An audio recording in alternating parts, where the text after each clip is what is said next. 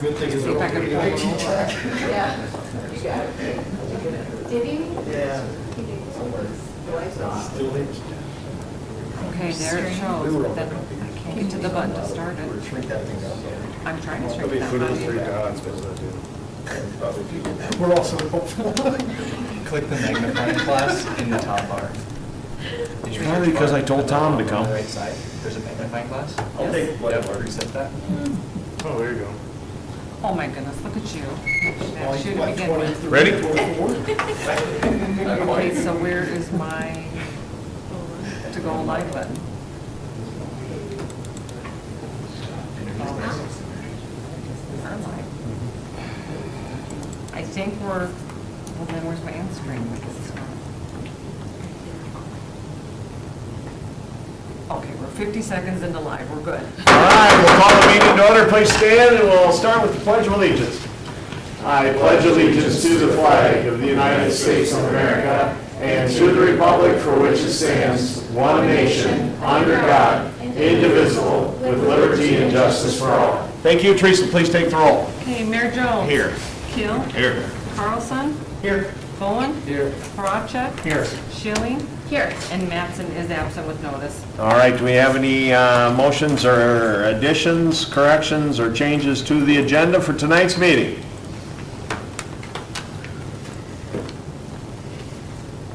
Or action, I guess I should say. Motion to approve the agenda. Second. Any discussion? Hearing none, we'll vote. Carlson? Yes. Bowen? Yes. Keel? Yes. Prokopchek? Yes. Chili? Horacek? Yes. Gotta get the name checked. All right, how about the minutes from the 4/7/2026 meeting in your packet? Motion to approve the minutes of the previous meeting. Second. Any discussion? Hearing none, we'll vote. Schilling? Yes. Horacek? Yes. Keel? Yes. Bowen? Yes. Carlson? Yes. Bills that are in your packet. Any action on the bills?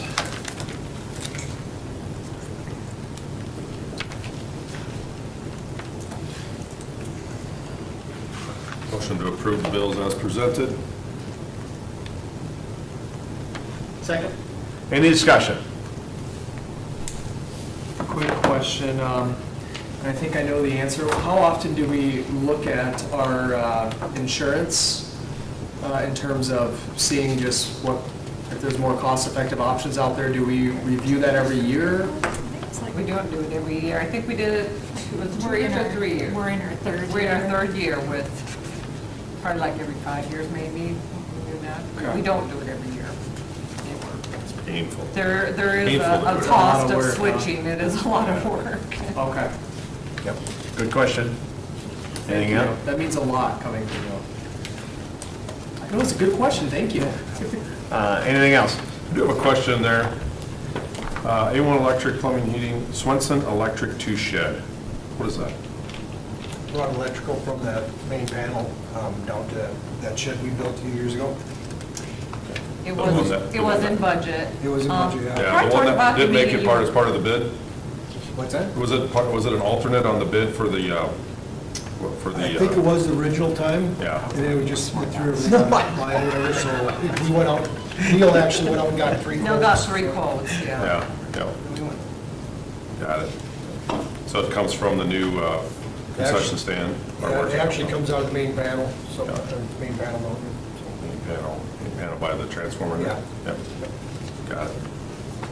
Anything else? Hearing nothing else, we'll vote. Carlson? Yes. Bowen? Yes. Keel? Yes. Horacek? Yes. Schilling? Yes. All right, public comments, you guys are all here for some reason. We will move right to visitors, and we are pleased to have Amy Siebert here tonight, pool manager, to discuss pool fees. Go. Okay. I introduced you, so you don't have to say who you are. All right. So- Perfect. I'm here just because we have, I know a couple years ago, we got rid of the family passes, brought it back with a maximum of you purchase 4 individual passes. and then anybody else on that pass is free. But the issue we have, and I think that's why we got rid of the family pass to begin with, is we have so many discrepancies on who's actually in the family, and we have a lot of younger staff that are working when I'm not there. So for example, like last summer, I think there was 10 or 11 people on the pass, which I know a lot of families have big families. The problem is though, there was like 4 or 5 different last names. And then we found out that they weren't family, like a few of them weren't the family. They were like the grandsons, girlfriends, kids. And it happens more than you think, you know, and I just don't think it's our job to interview or ask questions. They get defensive if we start asking, well, do you live with them? How old are you? Are you under 18? And it gets to be where it's just uncomfortable for us, it's uncomfortable for them. So I was hoping we'd just go back to the individual passes, just make it easier because we cannot decide who their families are, you know. It's, unless you bring them a birth certificate, that's really the only way. And the benefit is the people that have the larger families. If you only have 2 children, you're really not benefiting for that family pass.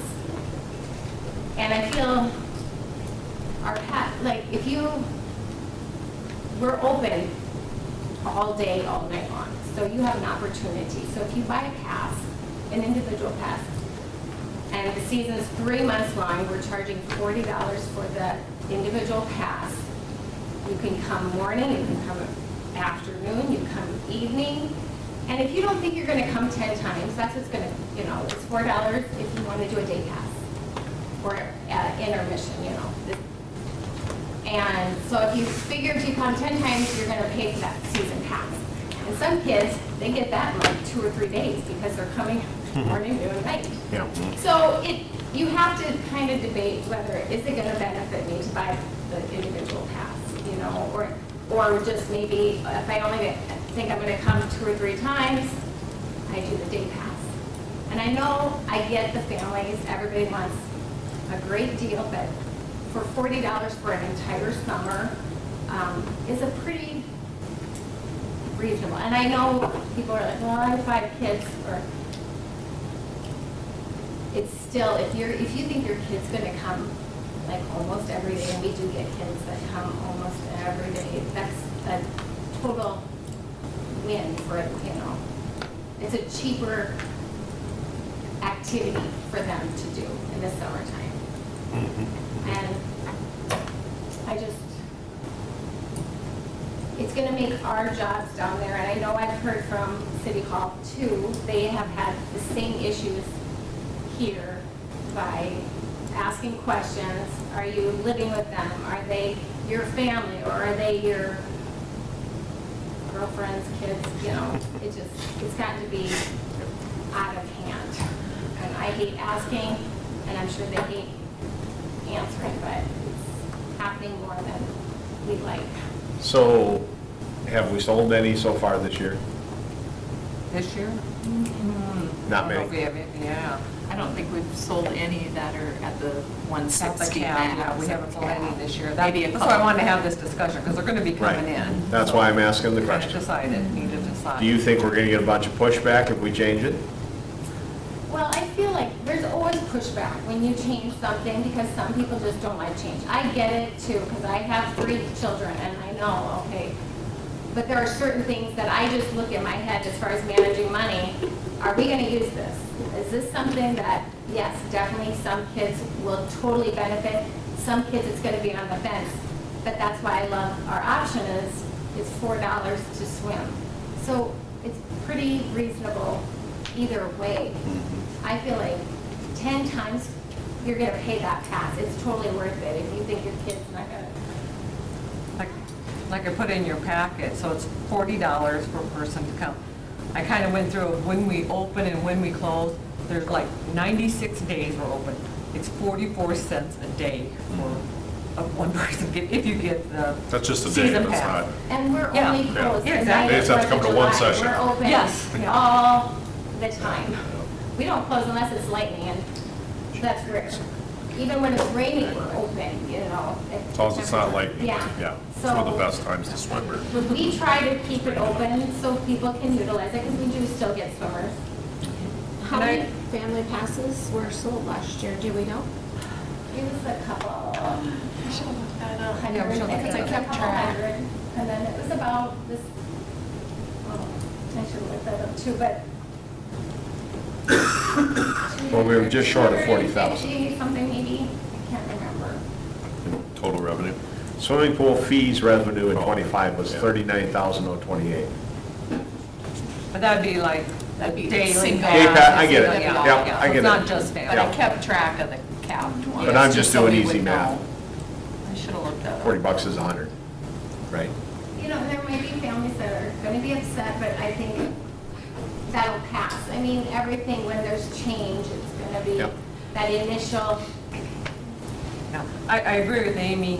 When we had the family passes 2 or 3 years ago, it was getting confused. I mean, we were catching babysitters on there and grandparents and living, I mean, and that's when we had the discussion of, well, we'll just have everybody get a single pass and there's no questions whatsoever. You just, the person comes, you can either pay the daily fee or buy a season pass if you want.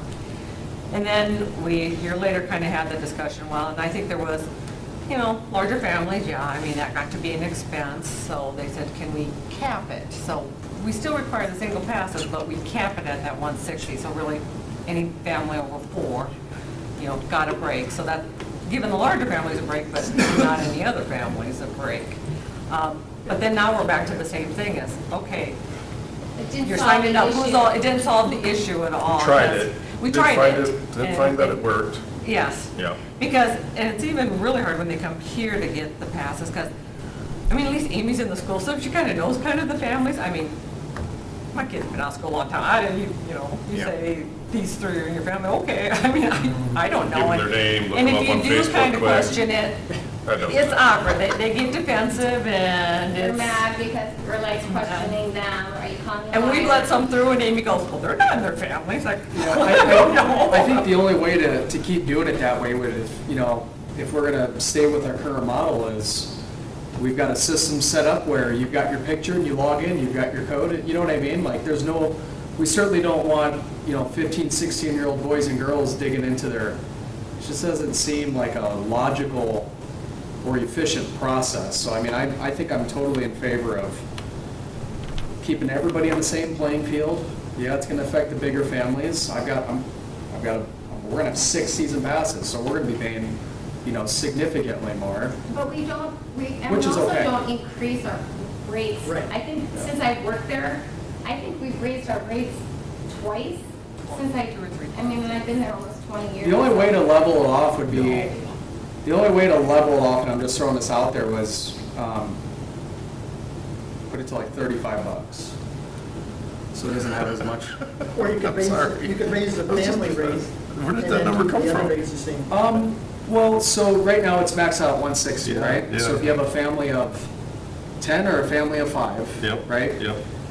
So if you keep your rates at, or if you do the 40, Yep. so a family is what's 6 times 40? That's 240. 240 Yeah. versus the 160. Okay. So that $35 just levels that off a little bit.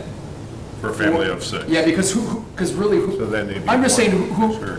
180 and I guess, and that's the 210. thing, we don't have the data of like, how big are the families, you know, we don't have the data, so I don't know, you know, I'm just throwing ideas out there. No, I was just like 35 was just, I was like, oh, that's gonna be hard I to do was- math for me now. Yeah, Like, yeah. All the numbers to You want to pick. keep the family rate, you could, instead of 160, just move it to 200.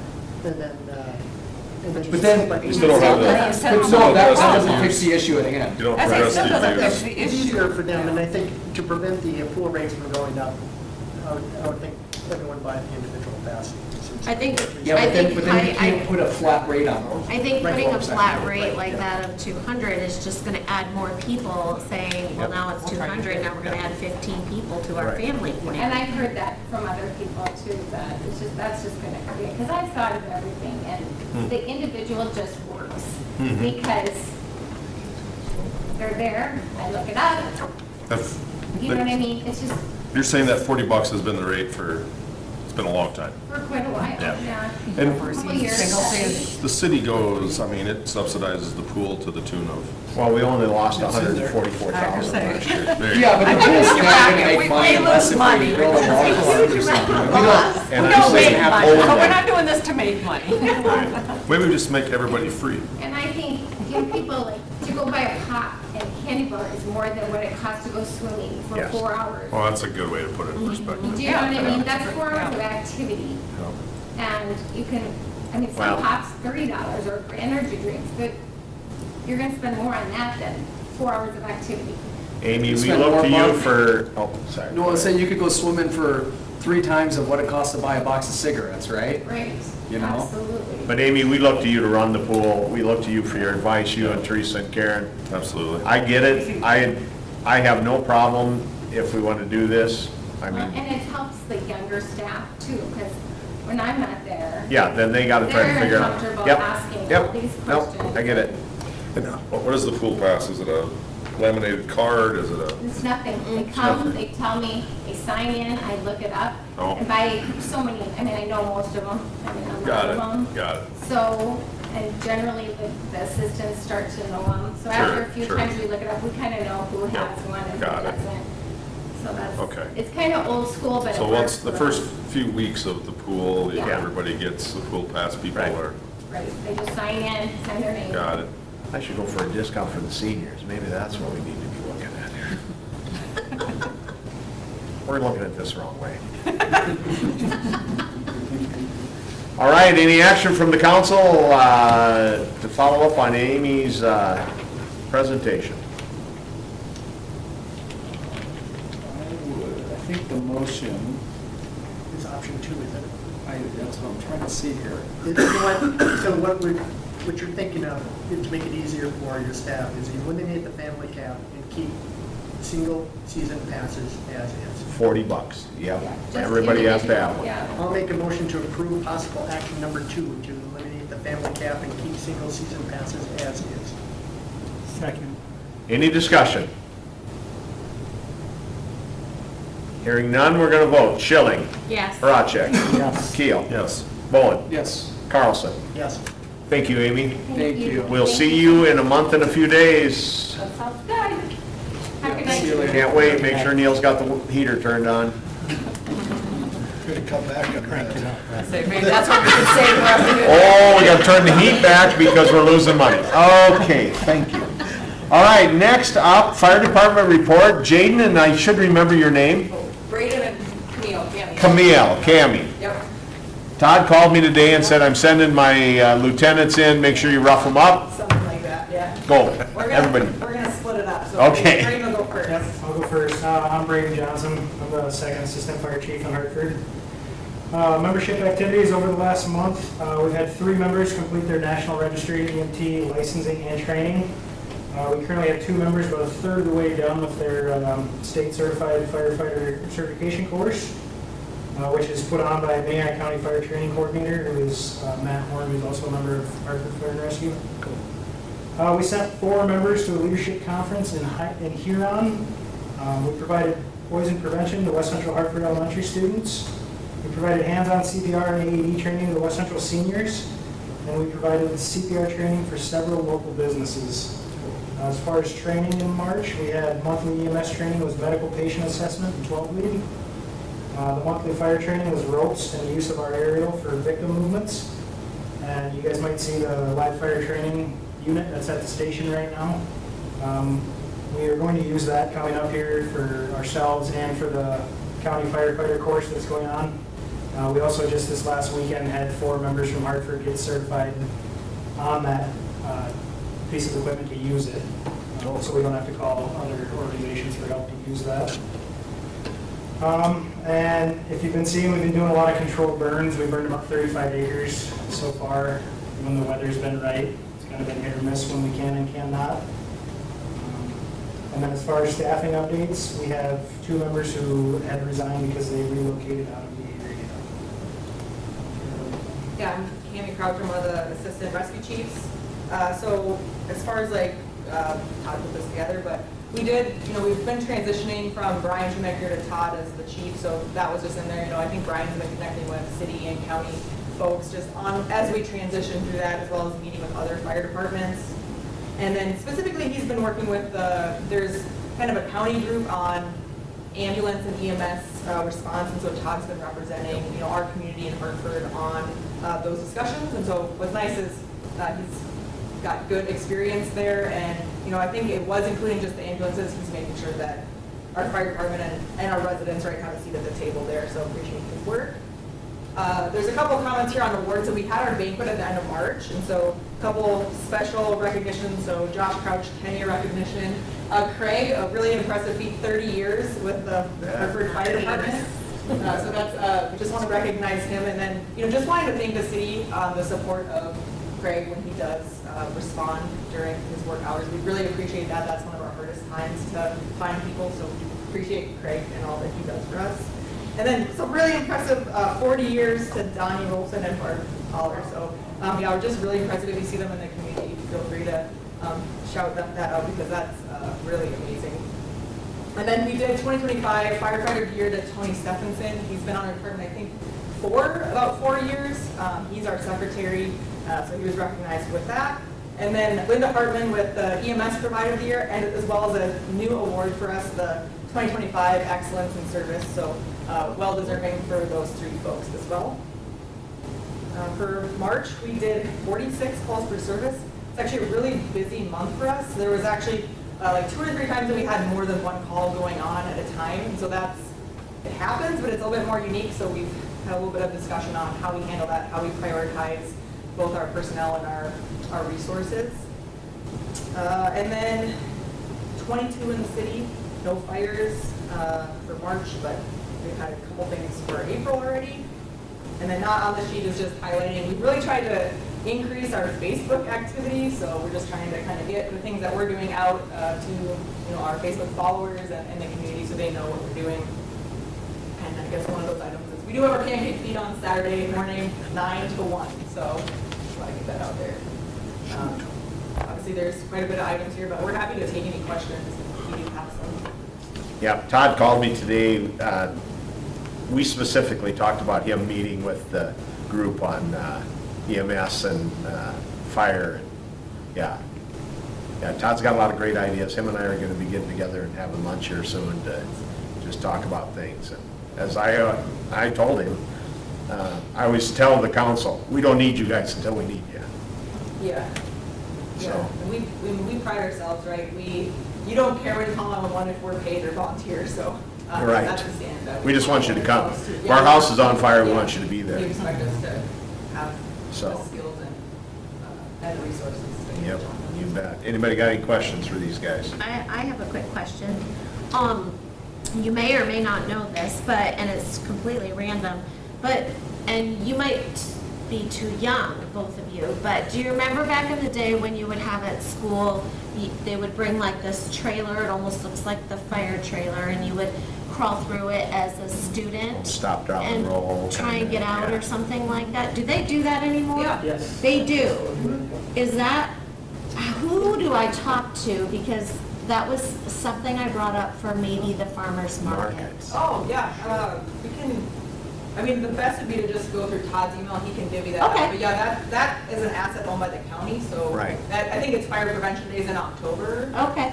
So the fire department organizes, I don't know the exact details, but certain grades do certain activities, but we will have, we usually have that at Public Safety Day, which I think is in August, end of August, but maybe we could coordinate around that time, because we'd like to have it around that time. Right, yeah. Okay, sounds good, thank you. Just curious, how many kids were involved in that CPR training? Do you get a pretty good demand on that? I do not know, because I wasn't there.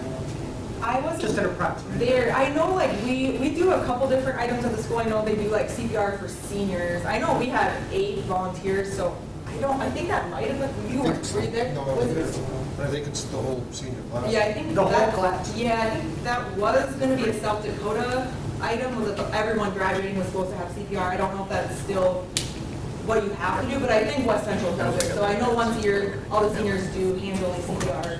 And then I know, you know, like Linda, Shanae, Bergan, some of those folks will do different classes at Western. I think 8th grade, they do like poison control, first aid. They might do CPR for that as well. So, Great program. yeah. We have not a huge group, but we have a group of people that take care of the kids in the school, and they spend countless hours Yeah. doing the CDR and whatever else with them, so How's the new truck? we're loving it, Yeah, we're loving it. we do too. You drive her down here tonight? No, we No. didn't. You should just drive it down and park it on the street. I would have loved that. We would have sent him a picture. All right, thanks you guys. Yeah, thanks. Thanks for coming. Appreciate it. Thanks for everything you do. All right, we'll go to Building Inspector Code Enforcement Report, Kyle Christensen. Paul's and I's reports are in the packet, but something I forgot to bring up last month. Did you want to recap like my code enforcement procedures? I want to go start down that path, Kyle. Is that all right? Yeah. Let me jump in. So we met with Kyle, Teresa, I think we were all here. Craig was here, Karen was here. And we talked about, the two words I wrote down on my agenda is reactive or proactive.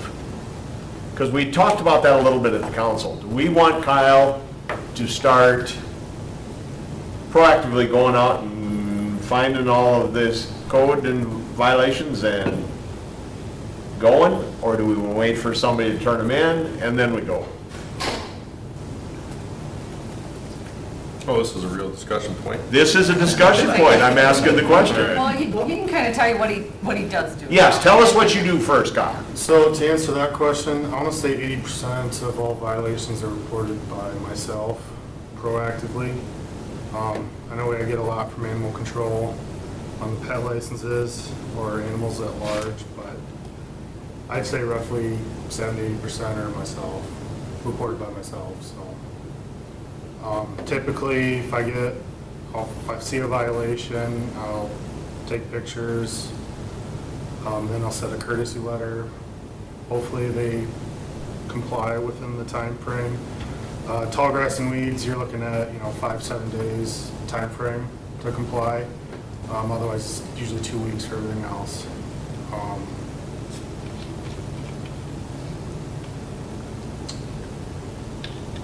If you have any specific questions? No, that's good. From a council standpoint, is that what we want to see accomplished, or? I will just say that your numbers don't reflect the March report. Because there's 12 code enforcements in there, items, and 7 of them were resident reported. Yeah, and I mean, it varies. Okay, I'm just saying, like, you throw that kind of stuff out there, and my Um, wheels start spinning, yeah. and so. And I think this is safe to say, it's definitely more active in the summertime, because, you got grass, more junk, more parking issues than you do in the wintertime. I think it's safe to say that. Me and Kyle have had some discussions, I mean, he's, like, we've brought this up before, he's not going into people's backyards and looking over their fences to Right, say, right. hey, you got a bunch of junk piled up there, whatnot, but obviously, I said, address the obvious stuff, when you're driving down Yeah. Main Street, if somebody's got, camper parked in their front yard, and be like, we're gonna get a complaint on that, so try to head off those complaints first and try to get the obvious I'll stuff. speak for myself and say you tend to overlook some things that are code enforceable just because maybe it's just been there for a long time, right? Like, it's hard to look at everything with a critical eye, so there are certain things that maybe need to be a point of emphasis, like, whatever that month might be, we're gonna, look at this or that, because I've had people stop me and, have you seen this as a violation, they're parking on the grass, and I'm like, that's a great, it's just been that way for so long, I didn't even think about it, Yeah, But I his neighbor maybe has a new something parked on the grass, and that one stands out. So as an example, so. Yeah, I encourage residents, council, if you see anything, let me know, email, call, text. I will say, parking on the grass obviously is an obvious one, but something that we say is you can't enforce ugly. So what is considered, First time maybe you've an heard that. eyesore isn't actually a code violation. Yeah.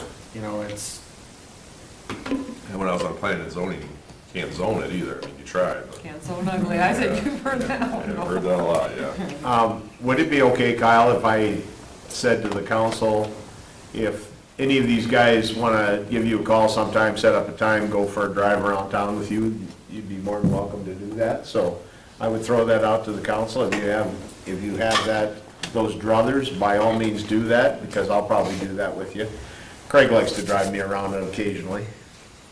Been a while. You know, we did that, we did the golf cart tour of Hartford here a couple of years ago. Yes. That was kind of, I wonder if we need to do that's that kind of fun. again. And Yes. When you take you get out of the car, you get on the cart, things look different too. It does. Yeah, I mean, I think going back to the original question, right, is, yeah, do we want Kyle to be proactive and reactive? And I think that, there's two extremes, right? There's the extreme where you're just finding every infraction. But we certainly don't want that. And then there's the other extreme of just hanging out, waiting for the phone to ring. And so I think my opinion of that is both, right, of equal weights. Because you know this, if we drove around for 10 minutes, we're gonna find something. But yeah, we don't want to be known as, we don't want to be super hardcore, but we also want to maintain an orderly neighborhood. That's kind of my opinion. And I think this does stem back to, a couple months ago when we had, or at least a month ago, but when we had some conversation about this, and I think I'd be a terrible code enforcer because I can only operate in one of those extremes. You're either all or not. I'm either all in or I'm not, yeah. But you're So- also part-time, right?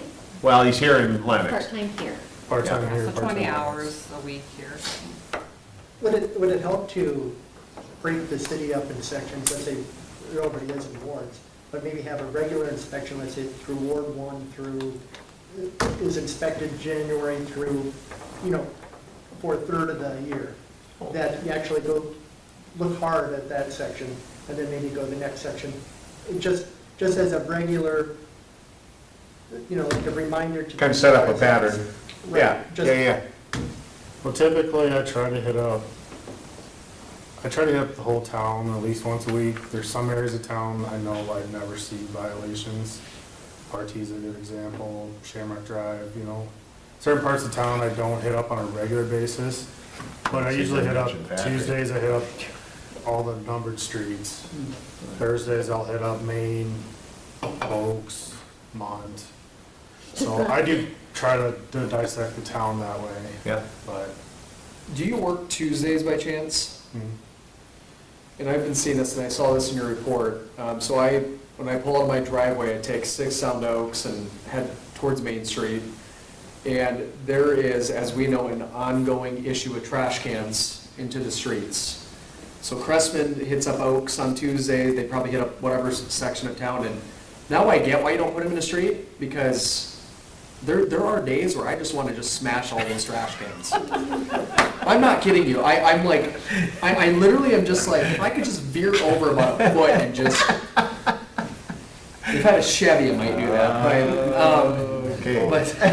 Moving on. Because it could take it, you mean, or? No, because I know, that's, however you want to take that one. All right. But I mean, I think I don't know if there's a question in there, there was a question, there's a statement that I get why you should not put your trash cans on the road, because it's a traffic hazard. so I'm not sure if it's residents or if it's the. It's hallway. residents, because this is Early. and the trash is still there, so there's, Yeah, that's why I sent the letters, where if they start out in the street, at least the haulers can move them out of the street after they have. Yes. Right. Yes. Where are they supposed to put them? Right at the edge of your Right at the driveway. edge of the driveway? Edge of the driveway. Oh, Yep. Not in the street. ours is in the alley. Yeah, you're in the so- alley, so you're good. But keep it out of the alley. Have it Yeah, on it your doesn't property go in line. the alley. Right at the end of your driveway or in your grassy boulevard, right at the edge of the street, but not in the street. We don't want them, just Oh, because of the they are hazard. putting them in the street. Yeah, like right on the It's bad on curb or windy whatever, the days. curb and gutter. Windy days, yeah, Tip they, yeah. And tip over. It becomes a and- driving hazard. Yeah, it is a hazard. All right, there anything is an else for ordinance Kyle? against it. I think you're doing a fine job, Kyle. Yeah. Yeah. I've got no recommendation to increase or change anything you're doing personally. The mix seems to be appropriate for me, whether it's 60/40, 80/20, 70/30. I get it varies by month. Just as long as a mix of proactive and reactive. Yeah. I mean, that's what else. That was the question, that's really, yeah. All right? Good, thank you. We'll move to the city engineer report. We've already had our favorite part of the day, but we will give it to Michael again. Fantastic. Good evening, everyone. Report is in your packet. Quick update, stormwater, on the stormwater detention pond ownership that we're looking into. Plan to review that with Teresa and Craig at our meeting here this Thursday. Discuss it with them, make updates as necessary, and bring that for discussion likely at the next council meeting, just depending on discussions that we have with city staff. So, just want to give you that update there. Moving on to project updates, on Western Avenue, did have a follow-up punch walk with the contractor after we had provided that punch list. That was last week, walked the site with them, just confirmed, what we wanted done, make sure we're on the same page. Since then, they have done a good portion of the outstanding items, and the remaining items are largely related to seeding and erosion control, just as we wait for that grass to establish. So everything is moving pretty well there. On the Nicholson Road shared use path, design is underway and is continuing in the right direction. We anticipate a construction progress set, about 60% plans is what we call it internally, and an updated opinion of probable cost at the meeting in May for council's review. Lastly, just a follow-up on the Kelly Avenue drainage study for those of you who were unable to attend. Had quite a good turnout. I'd say majority of the block showed up, if not all of them. So we basically, we reiterated what we had presented in the fall, so discussed the three options, the implications of each, the just construction disturbance, the costs, the benefits, brought that up, gave them a refresher on that, then really opened the floor to them for their input on it. After a good bit of discussion, there were some concerns raised with the construction width. The residents were largely of the consensus that, the water and sewer need to be replaced due to their age, and it doesn't make sense just to replace the street as it currently sits. So looking at the next meeting, we're going to come with likely a few different options for different street sections just due to the right-of-way constraints, get some feedback from those residents, and then proceed from there. Am I missing anything from those that attended? Yeah, what was our 3 points, Justin? Did you write them down? Well, really, I got notes all over here, so I'm Yeah. trying to get a little organized. Yeah. There was a great question that was raised, Keith, I think Craig asked it, are the residents okay with the assessment, right? So I think that Right. was a great question that was brought up there to really understand if that project's gonna go. We got some varied feedback on that, some yeses and some need some more information on that, right? And that's where I think we can go to work, so kind of the paths that I see, you guys are good, we can work under our general engineering number to get some preliminary concepts pulled together on this that really explore our street section. We understand it's not going to be standard, but we can present some options, some pros and cons, because we're going to have to sacrifice pedestrian access or parking and some boulevard area. And that boulevard area is right away to our back and curb. So we can present that to council. That's going to help inform the residents on what they would actually be bringing that petition for and what those improvements would look like to get clarity on that. So recommendation is that we would go through, Teresa and I also discussed, just put in a sheet together on what those assessments would look like for every property.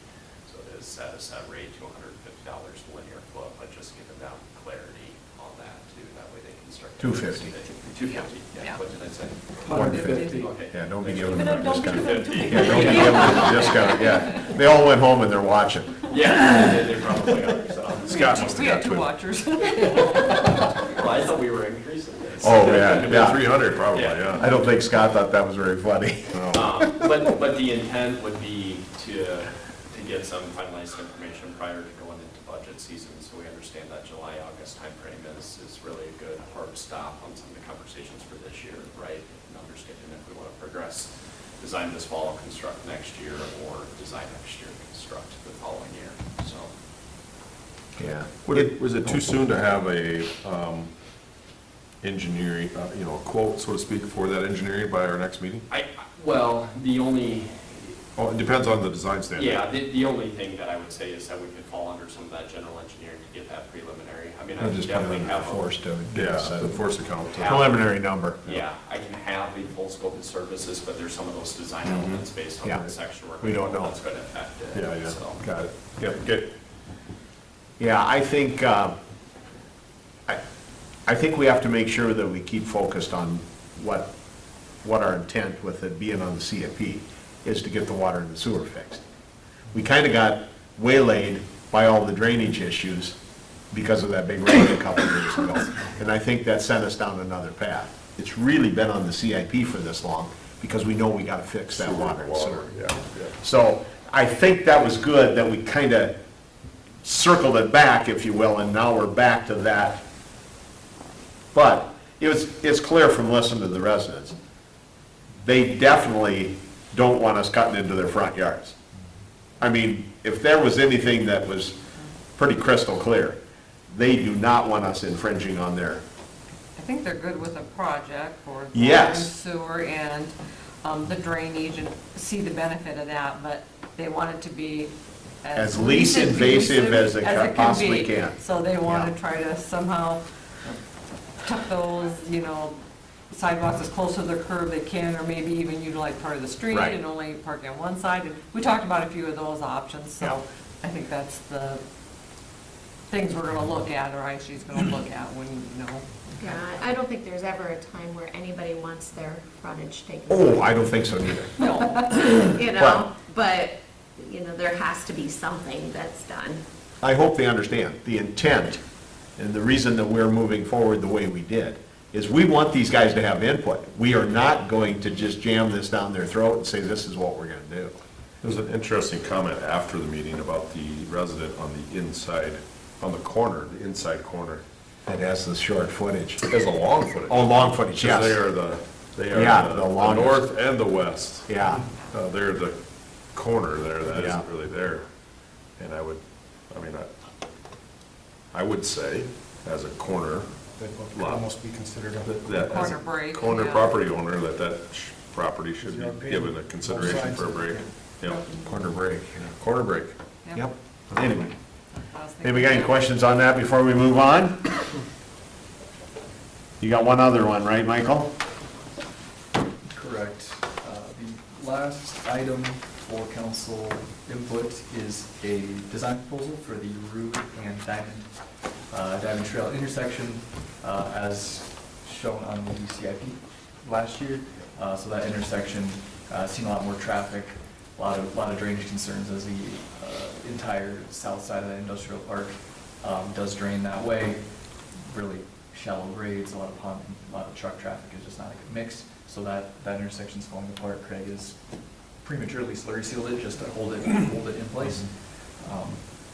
Reconstruction extents are generally from those inlets on the north side of the intersection there, south to that driveway to the intersection. We would also look at, or we are also planning to upsize the water main to the south to that intersection, because that's currently an 8-inch water main, whereas where it's connecting up to the south side is 12-inch. So we had stubbed that 12-inch water main through the MAC M&K site, southeast there, 12-inch for future connection off the south of the interstate. That would just provide that additional capacity fully to that connection point too. Part of this is moving it up from the CIP, but understanding some contractor availability, Western Avenue done with the detour route going through there. try to capitalize on, potentially getting this constructed this year. Just out of curiosity, so we put this in our budget for 24-2, which I'm sure we got those numbers from you guys when we did that. And if you do the math from 33,750, well, let's just call it, 30, it's about a 37.5% increase. You know, so it's kind of interesting. It's just a slight change. Well, 37.5% in my world is not slight. Yeah.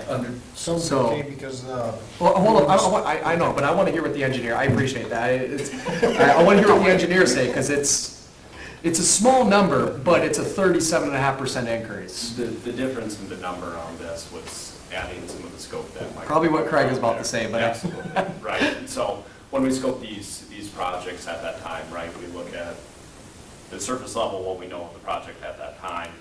When we get into it, always dive in further. This is where more of the detailed breakouts, come in at the project, at the hours, whatever that may be. So Okay. as the scope grew, that's where the cost grew. Good thing, I'm glad you asked it. Yeah. Yep, great question. The CIP has, high-level estimates on it until you More actually general, and then you kind of get into it. kind of look more at the scope of the work. It changes the figures some, Okay. and, CIP, this number was put in, almost a year ago. Right. Yeah, so. Right. if we were looking at the water main. The water main was identified following the study Okay. as And this outside. is the intersection, if I turn by Coffee Cup, Yep. Diamond Trail, I think, runs north and south. I don't know my route, but it's, East and west, and Diamond and Rude runs. oh, yeah, that's right. Okay, gotcha. Trailing, yeah. Okay, Is that answer your question? that does, yeah. Okay. All right, action from the council on this proposal. I'll make a motion to approve design proposal for the Rood Trail intersection. Second. Any discussion? Hearing none, we'll vote. Carlson? Yes. Bowen? Yes. Keel? Yes. Horacek? Yeah. Hill? Yes. All right, Michael, anything else? That is all I have. Anything else for the ISG folks? What do you think that project's gonna cost? General, high-level numbers. More than what was shown in the capital improvement plan. Boy, is that a politically correct answer? Holy smokes. 37% more. Yeah, that's right. Tom, these guys have been paying attention, haven't they? Yep. Wow. But in all reality, I think we have a good opportunity to capitalize on some contractor availability here, so Yeah. that's where we're definitely seeing a level out on some of that lane. What did we have in there, by the way, Projects. on the Yeah, CIP? good amount. Do we know?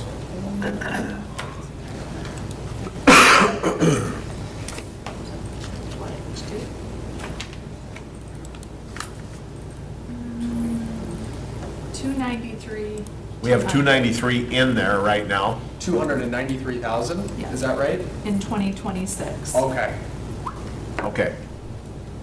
So So it'll be about 37%. No, wait, go ahead.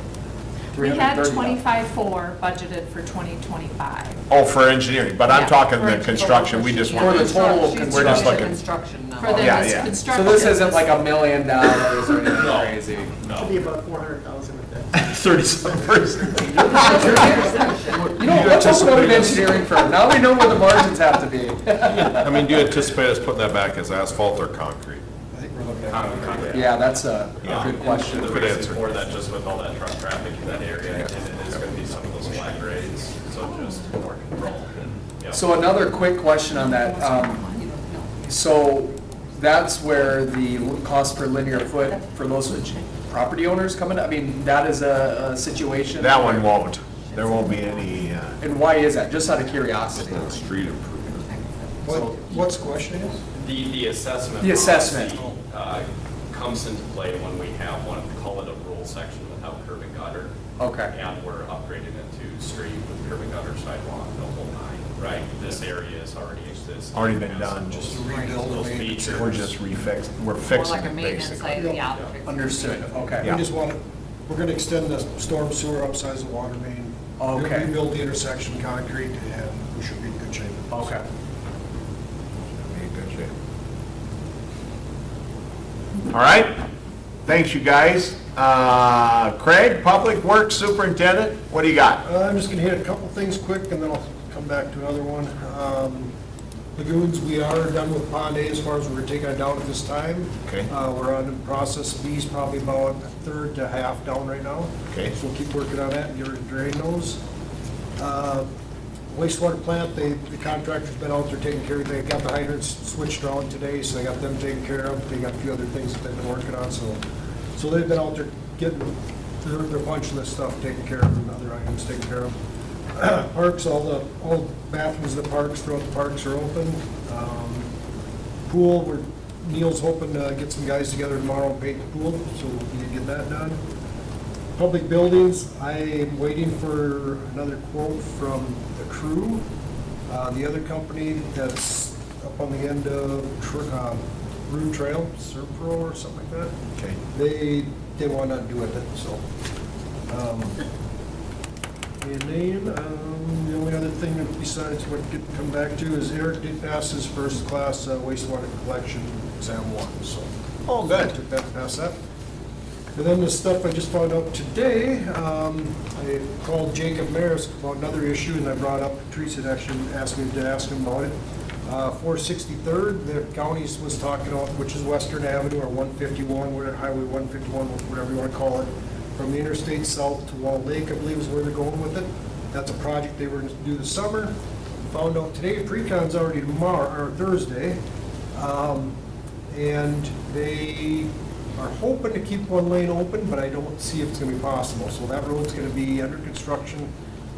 They thought within the contractor actually wants to start Monday on it, and Jacob said he's not starting Monday, he's gonna have to wait at least a week to 2 weeks, because we're supposed to allow 10 days to notify the public and that stuff, so that's gonna be happening really quick, so.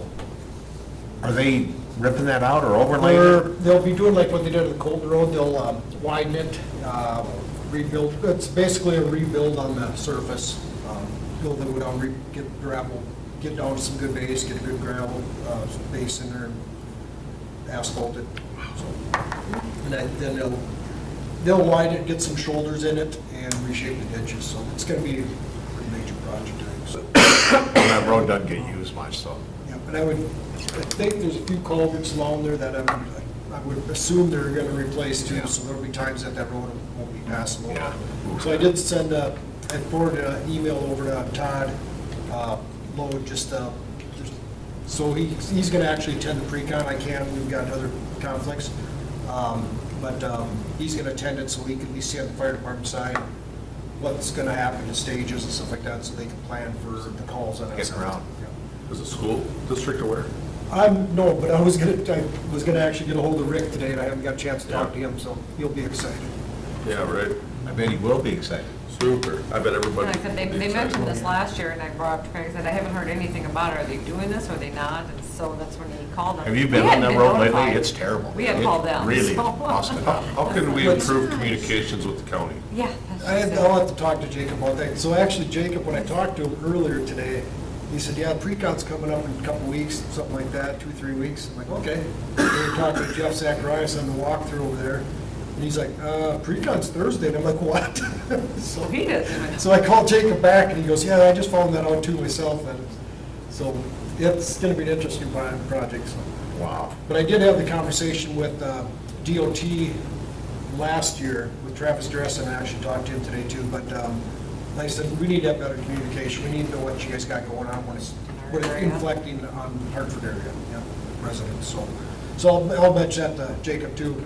And he said he's gonna send me out the schedule and along with when they're gonna have their weekly meetings. I'm gonna try to attend a few of them here and there, just say what's going on or what their schedule is and stuff like that, so we can keep everybody in loop as best we can, so. Okay. And then the only other thing that's on there is pickleball court. I really need some input, what we think, what we plan on. I've been working with Justin on this, getting prices on post-tension concrete. He just got me some stuff today. I'm working with talk about that, or? Yeah, so we, in the original discussion, we had some cost estimates for, if we did the design as is, and then put some estimates together for post-tension system too, right? So if we were looking at 2 courts, that would go over our bid limit. In conversation with Craig, it's like, let's drill in on this a little bit more, reach out to a few contractors, get some budgetary numbers. So that's what I did, reached out, to some contractors. Just to confirm availability to do this work or something like this, right? They're getting more popularity, so made an assumption that was correct, that we would be able to get someone here to do it. But the cost is significantly more, right? So if we are looking at just 1 court, we're nearing that bid limit. We're still gonna be under it, so we can still do a quote package with the post-tension system. Would recommend that we put together, a bid package for that with the spec. That way we make sure we're getting what we paid for essentially. We still could go through an informal quote package and receive those quotes from the contractors. The desire was to go with 2 courts. We would be looking at doing a formal bid process on that because we would be over the $100,000, rough cost for those 2 courts. With some engineering bids and specs, we're probably pushing to $100,000 in all reality. 200 to do 2 courts, post-tension. Post-tension. And to do regular like we have, 70 grand. Yeah. Yeah, For 2 courts. Yeah, for 2 courts. Yeah. Which. What's the lifespan? What's the difference in the lifespan of a I think the post-tension? big thing is going to be, the use that is going to be applied for it, right? So if it's going to be a heavy use pickleball court, right? A lot of people out there, a lot of engagement. That's where it's like, recommend spending the money, get the investment, right? If it's going to be moderate to low use, that's where the return on investment probably gears a little bit more towards that cheaper alternate, right? And with that other alternate, there still is reinforcement being placed in the concrete. There is still, still doing it, right? But it's, the good, better, best, right? We're kind of good and best here for those 2 options, so. How old are our ones we got? 2 years? Be 2 years this summer? I think 1 year, it'll be the 2nd season on it, yeah, so. We did them last spring, I believe it was. And just strictly your opinion, what are we gonna get out of them? Another 5 before they Oh, need bid? I would say all of that, 10, 15. Before they'd have to be Yeah. tore up? Today's concrete's not the best, but I would think you'd at least get that out. Right. Like, we can replace them 3 times. Well, that's, yeah. What's the Park and Rec Board think? Just Have they talked about this? They haven't had a meeting since we've gotten these numbers. They have a meeting on Monday, but it's on the agenda. I just want to, that's why I've done this. No. Let you guys think about Well, it, and this- tell us which way you Yeah. want us to go, so. Yeah, I mean, if we're talking, we have 70,000 budgeted, and I'm just doing some research on post-tension.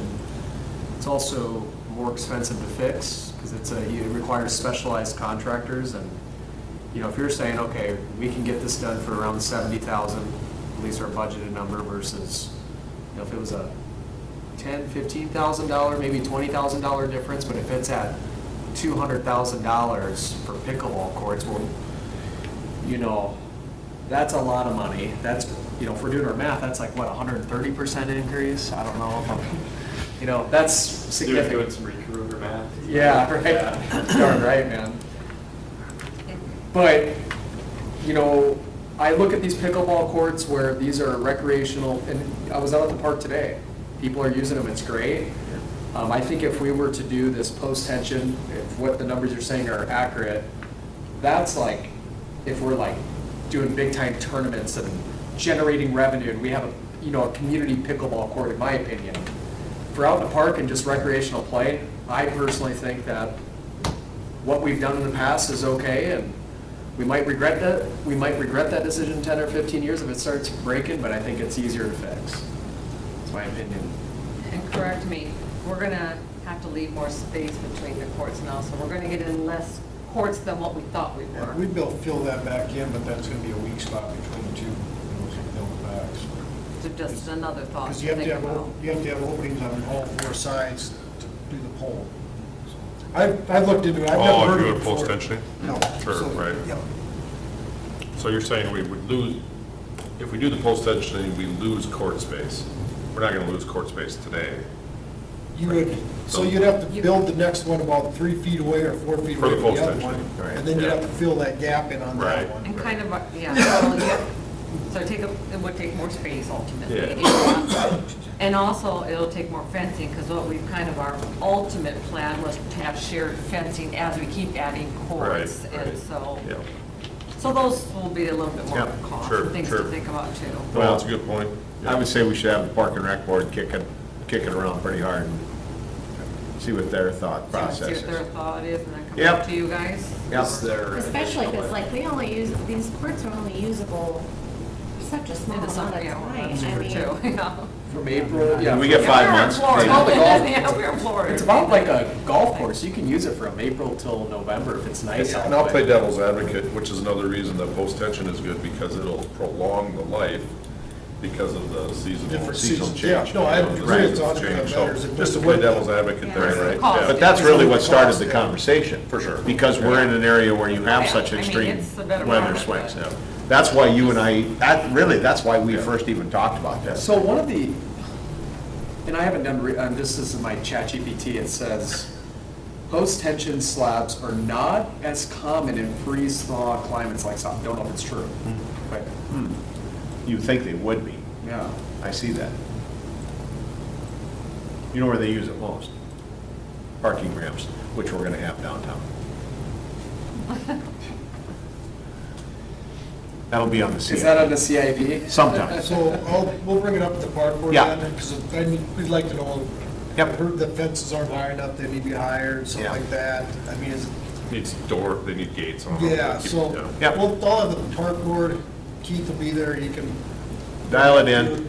Yep, we'll just make sure, you see what they want, bring it back to you guys, and make sure we're okay with Yep. it, so we can move ahead and. Absolutely. Yeah, but this came up just really because we, you know, No, it's a good conversation and stuff. Like I said, I've never heard of it until Travis Yeah. brought it up, Yeah. and then I did some research on it. all of our good ideas here, maybe you haven't heard that.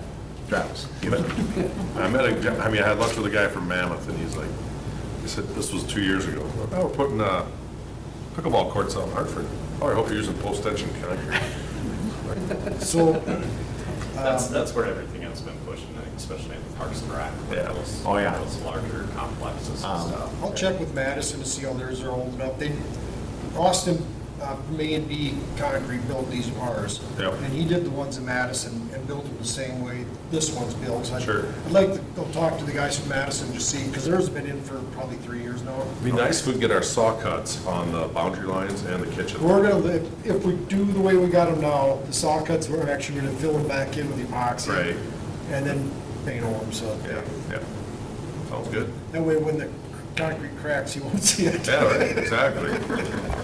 No, I mean, you really gotta justify that return on, I mean, where is the return on investment, right? If it prolonged the life of any concrete slab to the tune of, 40 or 50 years maintenance-free. Different deal. That's a different deal. If it gives another 10 years of life out of it, Yeah, I'd be more Marginal. worried about the spalding and stuff like that. Yeah, The oh, way for the sure. concrete is now, it's just terrible. I think, if I heard right, they're putting 8 brand-new courts on the Mars at their new addition to their golf course, all post-tension. Yeah, little different aspect there. Oh, little, you think? What? everything's better. I could share with you the whole trip to Lamar's, I'm telling you. Wow. Your last name's not Bunny. Or Blue. My first name's not Blue, yeah. All right. That's all I've got, so we'll. take Any it- questions for Craig? Probably not. All right, let's Craig. move forward. Teresa, what do you got? Or not Teresa, Karen. She doesn't- I'm not skipping you, Karen. Moving on. Well, I'm gonna pay you, so that's Yeah, important. true. By this time of the meeting, Karen's usually snapping her fingers. Let's go time, go. The attendance chart is in there, if you want to look that over. Those of you that did attend the Kelly Drainage Study meeting, I'll add that for a special meeting for you, above and beyond council pay. So if you see anything else that I have out of whack, let me know. Otherwise, Everything else is, auditors are scheduled for middle of May 12th to the 14th to be here. I've been emailing them as much of the stuff ahead of time as I can, so make it as efficient as possible. All right, Yeah, that's all I have. good enough. Any questions for Karen? All right, thank you. Teresa, what do you got to add to yours? Not too much to add, just that, you know, I heard about our AED. We will be able to pick it up at the end of this month here. They'll let me know, all the paperwork, everything's been submitted and approved, and they're just waiting on a shipment to come in, so as soon as we get that, I'll go in and pick it up. Have not heard anything about the grant for the Hartford Community Foundation on the dishwasher for the Gage House, so, waiting to hear something on that. Game Fishing Parks, the trail grant for the trail going to Swenson Park, we did get that all submitted, got all the paperwork and the application put in. Usually, I don't know if it's June or July, it's usually midsummer, we hear about awards from that grant, so we'll keep you posted there. And the bridge inspection grant, like I said, we're having Bros Engineering come in and inspect our four culverts, bridges, whatever we call them, and so they should be in sometime this summer to get that done. Just to give you a little bit of a summer hiring update, so as you know, we have, you know, secure personnel for their dump site. Just today, I completed all my interviews for the pool. We have, I think, everybody hired for the pool. We got manager in place, assistant managers, and lifeguards, so I think we're set good there to, you know, go ahead and get the pool open and be able to cover the summer with the pool. I know Craig's been interviewing for Public Works assistants. We have 2 hired. He's looking for a couple more, and what you have, about 4 or 5? Four other ones, yeah. Four other. Well, 5, but one never Never answered. showed, so. yeah. So, should get that completed this week, so we should be good there too. The Park and Rec program, still no applications on a director, so we're still kind of waiting to see where we go from there. So we'll keep advertising and keep that open, but that would be the only program we're still looking for. A director especially is the one to help head that and coordinate that. Otherwise, just let you know, the economic development proposals, you know, we put a deadline of May 1st. The chamber one that we had, they did pull their application. When Jill got to checking into it a little bit more, it ended up just not being cost efficient for the chamber and their share to pay. She says they'll probably regroup, and, you know, if we continue this program next year or whatnot, they'll look at other things, but they need more time for their board, so they're not gonna move ahead at this time. One thing I did put in there, I did ask ISG to put together or what they think a cost estimate would be for a transportation plan. And that's basically a study, just like we're doing all these drainage studies, the water study and whatnot. A transportation study would basically be they evaluate, you know, our street system, our sidewalk system, our trail system, look at what we got, and look as the city grows, what we may need. I had them give me a cost estimate because CCOG has a grant out there right now. It's basically an 80-20 grant, so we'd only have to pay 20% of that. They came up with an estimate for me of $40,000, so if you guys are okay, I'd like to try to submit this grant into CCOG and go from there. I think this will aid us, like I said, give us a plan, just something that we can refer to as we grow and continue.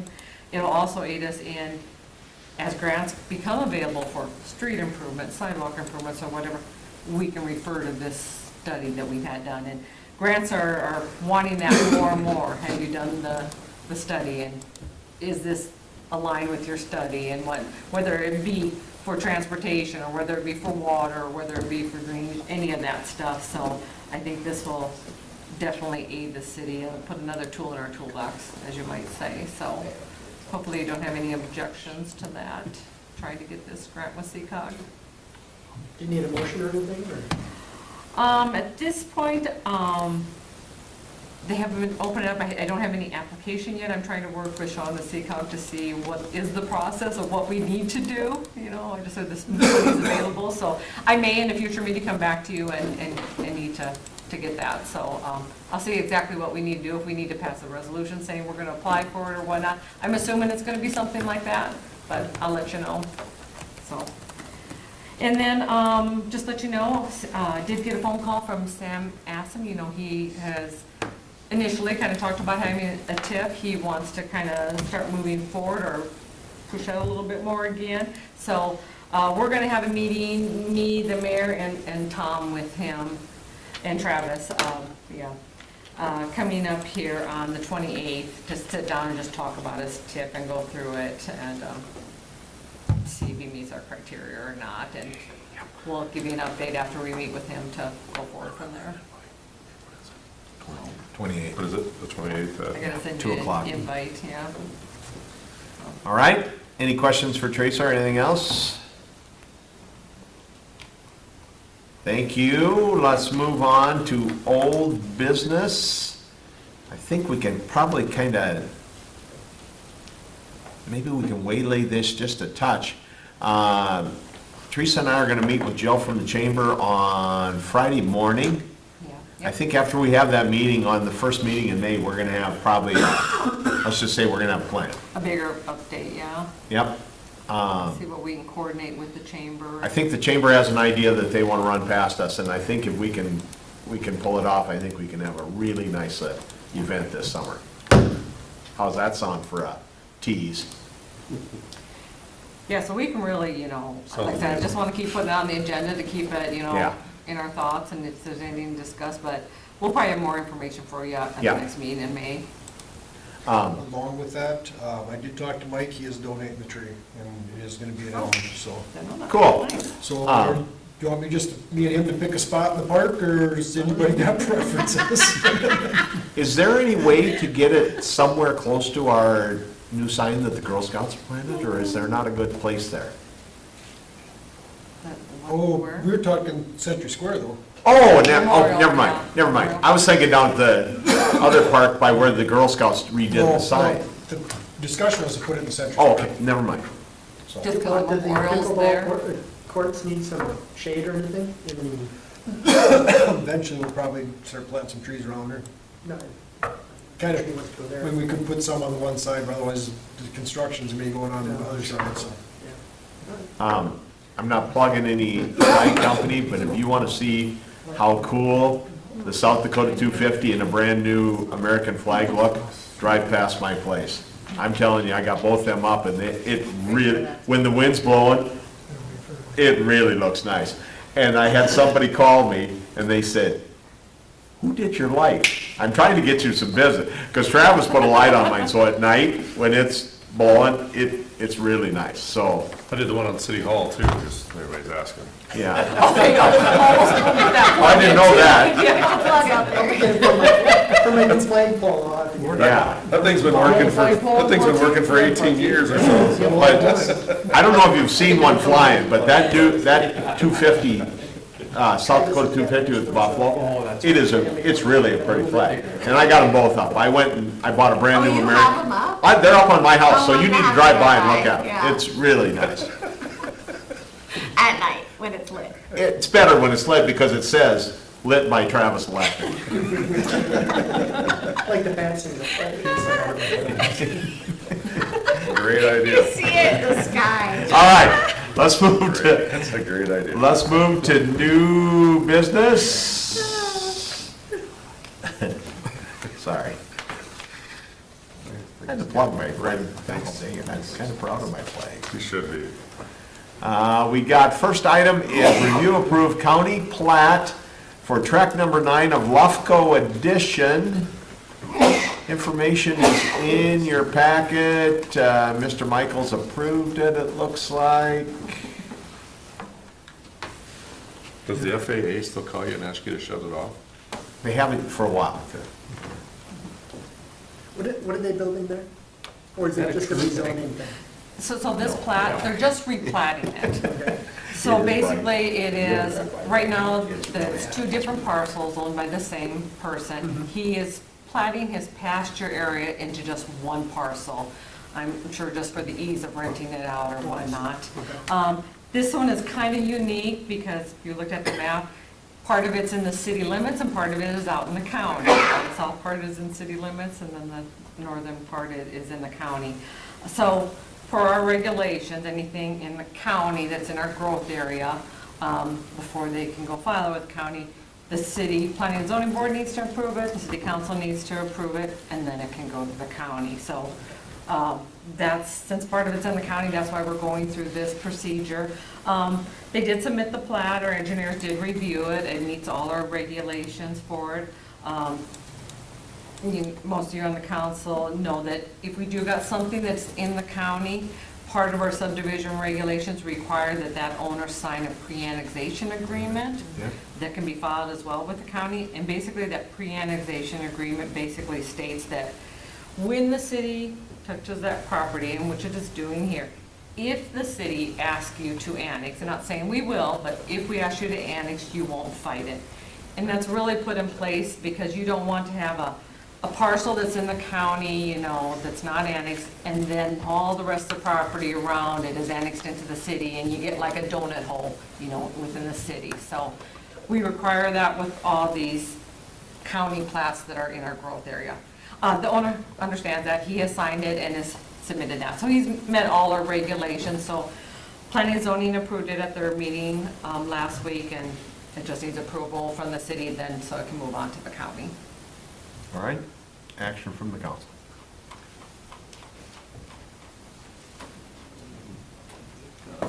Motion to approve the county plat for tract 9 of the Lefko addition. I'll second. Any discussion? Hearing none, we'll vote. Carlson. Yes. Bowen. Yes. Keel. Yes. Horacek. Yes. Schilling. Yes. All right, next up, we have review, approve the surplus list. Teresa has it there in the packet. 2 desks, 2 computers, mayor and the city council computers. AD, a map holder, desk riser. And by motion, we can surplus these items, yep. I'll make a motion to approve the surplus list as mentioned in the... Second. Any discussion? Hearing none, we'll vote. Schilling. Yes. Horacek. Yes. Keel. Yes. Bowen. Yes. Carlson. Yes. All right, tonight is our meeting typically when we make some proclamations. The first one is the Arbor Day proclamation, and this has to do with planting trees. It's been going on for a long time. I'll hit the high points and read through this. The proclamation reads, in 1872, J. Sterling Morton proposed to the Nebraska Board of Agriculture a special day be set aside for planting trees. This day is called Arbor Day, first served as planting more than 1 million trees in Nebraska. Arbor Day is now observed nationwide and throughout the world. Trees can reduce erosion, precious topsoil by wind and water, cut heating, cooling, moderate temperatures, clean the air. Trees are renewable, resource giving us paper, wood for homes, fuel for fires, countless other needs. Trees in the city of Hartford increase property value, enhance the economic vitality of businesses, and beautify our community. Trees are a source of joy and spiritual renewal. Whereas the city of Hartford has been recognized by the National Arbor Day Foundation and desires to continue its tree planting ways, therefore, I, Arden Jones, Mayor of Hartford, do hereby proclaim April 24th, 2026 as Arbor Day in the city of Hartford. Urge our citizens to support the efforts and care for our trees and woodlands and support our city's community forestry programs. Love it, and we just planted 71 trees along Mickelson. Just on Mickelson, yeah, planted about 110 or 20 total, so. I think we do a nice, how many are you planning to take down? To be determined. Okay, good. I was hoping you wouldn't say it because I think it's probably not a good, nice number. But we gotta take care of them, Yeah, right? we'll see what happens this spring now when they start leafing out. Our second proclamation tonight is Silver Star Banner Day. City of Hartford has always honored the sacrifice of the men and women of the armed forces. Silver Star Families of America was formed to make sure we remember the blood sacrifice of our wounded, ill, and designing and manufacturing Silver Star banners and flags. Whereas to date, the Silver Star Families of America has freely given thousands of Silver Star banners to wounded and their families. The members of the Silver Star Families of America have worked tirelessly to provide the wounded of the city and country with Silver Star banners, flags, and care packages. Silver Star Families of America's sole mission is that every time someone sees a silver banner in a window or a Silver Star flag flying, that people remember the sacrifice for the city, state, and nation. Whereas the people and mayor of Hartford wish that the sacrifices of so many in the armed services are never forgotten. Now, therefore, I, Arden Jones, mayor of Hartford, do hereby proclaim my appreciation of the Silver Star Families of America and honor their commitment to our wounded armed forces members. I hereby declare May 1 as Silver Star Banner Day and the official day to honor wounded and ill soldiers in the city of Hartford. Another great one. The third one tonight is the proclamation for Building Safety Month. We strive in Hartford is committed to recognizing the growth and strength depends on the essential role of homes, buildings, infrastructure in our everyday life. Our confidence in the resilience of these buildings that make up our community is achieved through the devotion of vigilant guardians, building safety and fire prevention officials, architects, engineers, builders, tradespeople, design professionals, laborers, plumbers, and others in the construction industry. Whereas these modern building codes and standards include safeguards to protect the public from hazards such as hurricanes, snowstorms, tornadoes, wildland fires, floods, and earthquakes, and whereas Building Safety Month is sponsored by ICC to remind the public about the critical role in our community's largely unknown protection of public safety, our code officials who assure us the safe, sustainable, and affordable buildings that are essential to our prosperity and growth. Prosperity. Whereas, Built to Last, the theme of Building Safety Month 2026 encourages us to be involved and raise awareness about building safety on a personal level. And whereas each year, in observance of Building Safety Month, people all over the world are asked to consider the commitment to improve building safety, resilience, and economic investment in home and in the community, and to acknowledge the essential services provided to all of us by local, state, tribal, territorial, and federal building safety and fire prevention departments in protecting lives and property. Now, therefore, I, Mayor Arden Jones, Mayor of Hartford, South Dakota, do hereby proclaim the month of May 2026 Building Safety Month. Accordingly, I encourage our citizens to join us as we participate in Building Safety Month activities.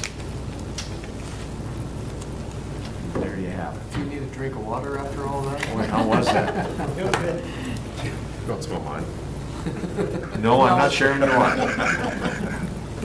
All right, anything for exec? I don't believe we do, or do we? I have personnel, which We need a motion to exec for personnel. Somebody want to make that? Motion to go to exec for personnel. I'll second. All in favor? Aye.